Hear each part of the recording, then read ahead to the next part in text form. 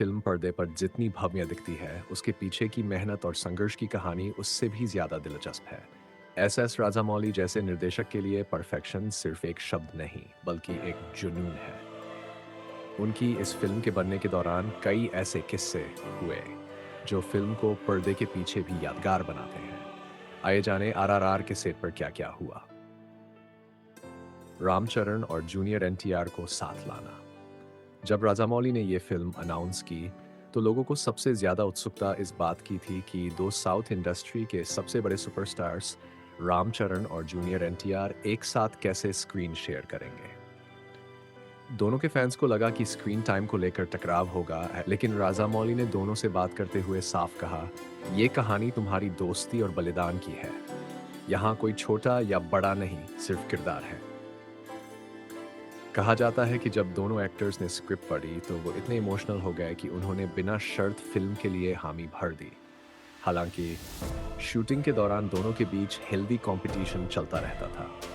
कौन बेहतर शॉट देता है, कौन डायलॉग को ज्यादा जान डालकर बोलता है। नाटू नाटू गाने की शूटिंग। अब आते हैं उस गाने पर जिसने आरआरआर को वर्ल्ड वाइड पहचान दिलाई, नाटू नाटू। ये गाना जितना मजेदार दिखता है, उसे शूट करना उतना ही मुश्किल था।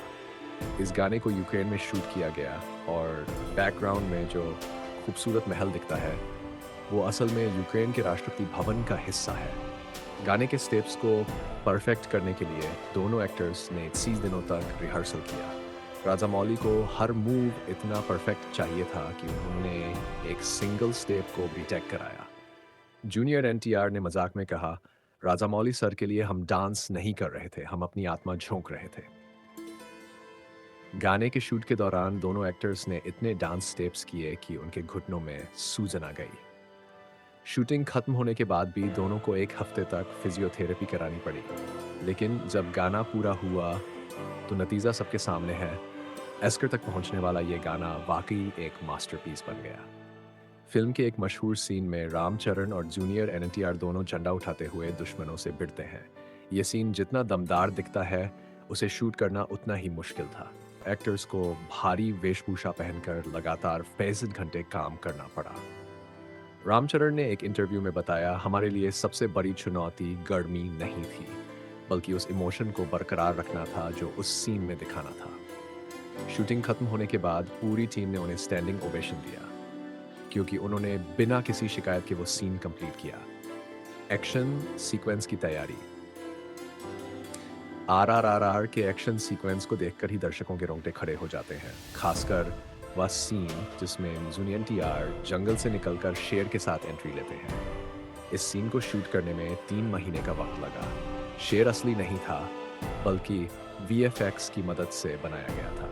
लेकिन जूनियर एनटीआर को शेर की मौजूदगी का एहसास दिलाने के लिए राजामौली ने सेट पर एक बड़ा स्टफ्ड मॉडल रखवाया था। इसके अलावा ट्रेन सीक्वेंस जिसमें आग का भयानक विस्फोट होता है, वह असली ट्रेन और विस्फोट के साथ शूट किया गया था। राजामौली का मानना था कि असली लोकेशन और सेटअप ही वह इमोशन दे सकता है, जो ग्रीन स्क्रीन पर संभव नहीं। राजामौली का परफेक्शनिस्ट अंदाज। राजामौली की परफेक्शन के किस्से इंडस्ट्री में मशहूर है। उन्होंने फिल्म के हर सीन को बारीकी से परखा।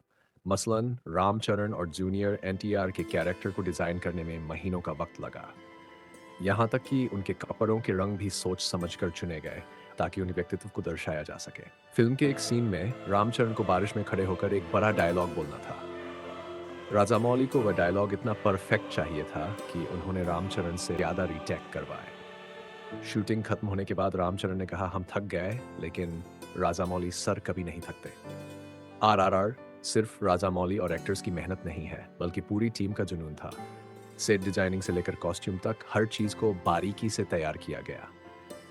फिल्म के बैकग्राउंड स्कोर पर भी महीनों तक काम हुआ, ताकि हर सीन को सही इमोशन मिल सके। मजेदार पल। शूटिंग के दौरान सिर्फ मेहनत ही नहीं, बल्कि सेट पर मजेदार पल भी खूब हुए। जूनियर एनटीआर और रामचरण दोनों अपने प्रैंक के लिए मशहूर हैं।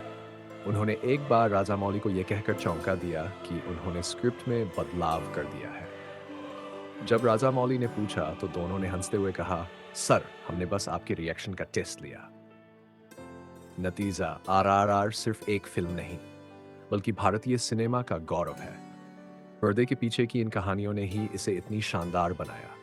राजामौली, रामचरण, जूनियर एनटीआर और पूरी टीम की मेहनत ने साबित कर दिया कि अगर जुनून और समर्पण हो, तो हर चुनौती को पार किया जा सकता है। आज जब ये फिल्म एस्कर जीतकर भारतीय सिनेमा का झंडा बुलंद कर चुकी है, तो ये कहना गलत नहीं होगा कि इसके पीछे की मेहनत और टीम वर्क ही असली हीरो है।